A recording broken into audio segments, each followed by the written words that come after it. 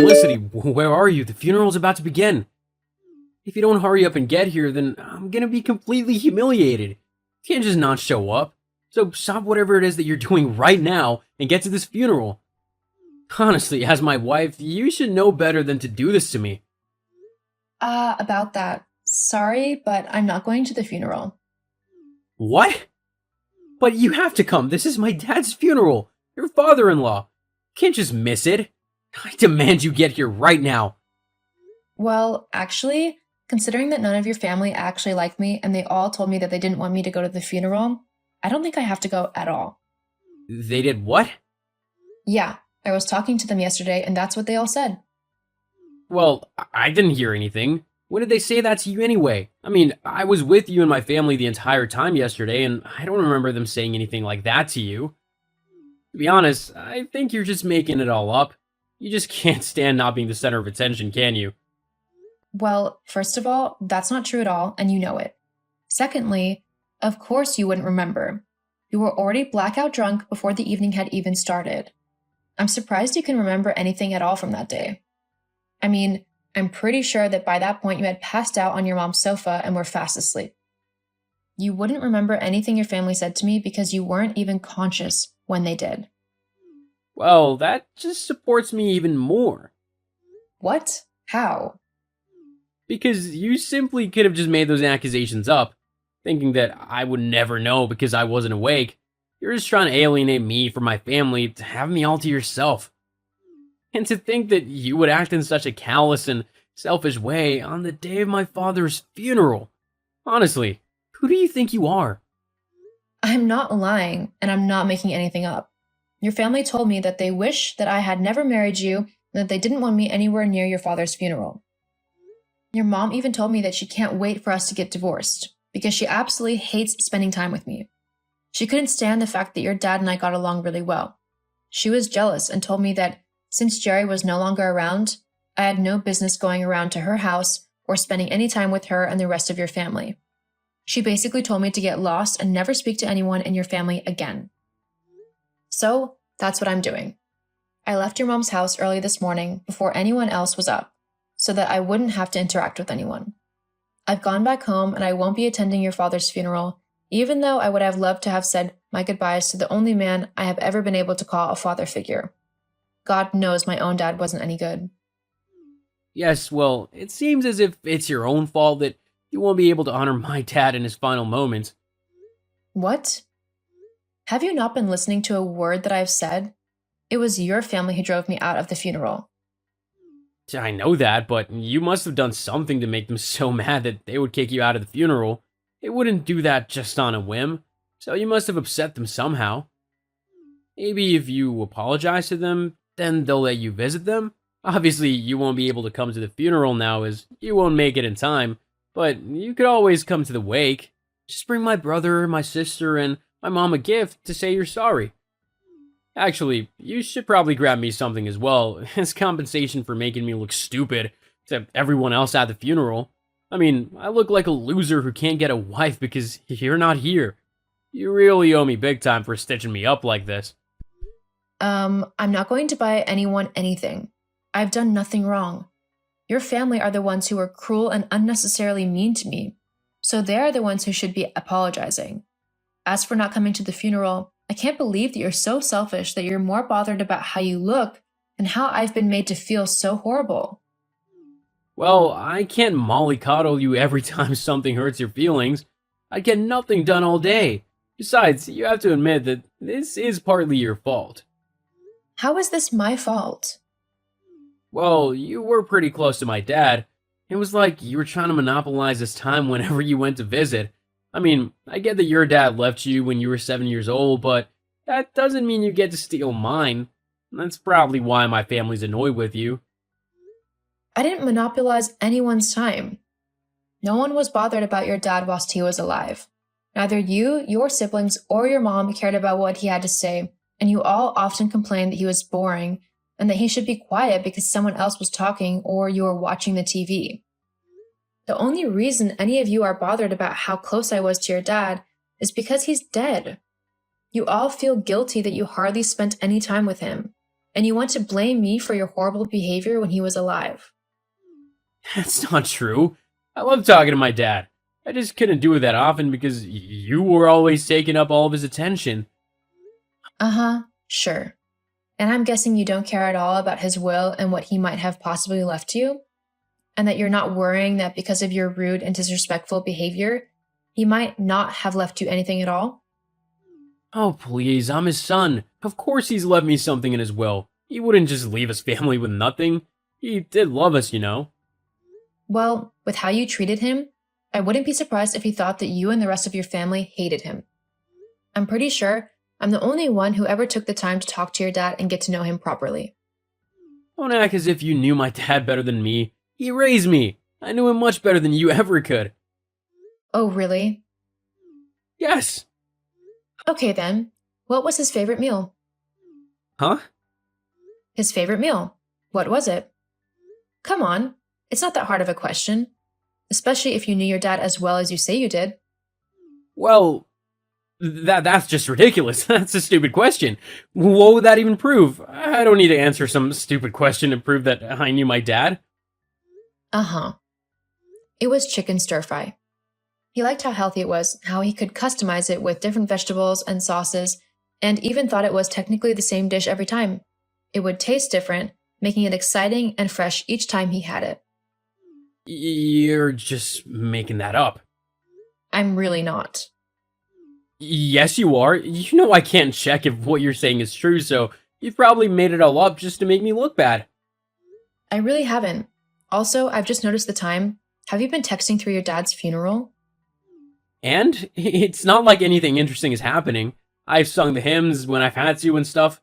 Besides, he's not going anywhere, is he? Wow. And you say that you and the rest of your family wanted to spend more time with him. Are you seriously judging me right now? Honestly, for a wife, you really don't tick off all of the good criteria, do you? And what's that supposed to mean?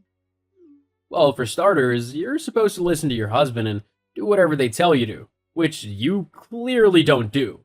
You should also do all the cooking and cleaning. Have we gone back to the 1950s all of a sudden? I mean, honestly, I'm not just someone that you can order around and have follow your every command and whim. We live in the 21st century, in case you haven't noticed. And thankfully, women have fought long and hard enough that they can have their own lives and opinions, and they can do whatever they want, regardless if a man says they should or shouldn't. Ugh, don't go on at me with all that feminist rubbish. I really can't be bothered with it all. Well, like it or not, I'm an independent woman and I won't be ordered around like a maid. Whatever, I'm going now. The funeral is finally over, so I'm gonna go and get drunk with my family at the wake. Don't bother messaging me because I won't answer. In fact, I probably won't be home tonight, or if I am, it will be very early in the morning. So don't bother waiting up for me. Fine, I won't. Great. Now, goodbye. Whilst I'm gone, why not try and make yourself useful and do some housework or something? Uh-huh. Whatever. Ugh, Felicity. Oh, where are you? I need some water and some aspirin. Bring some to me. Oh, Lawson, you're finally awake.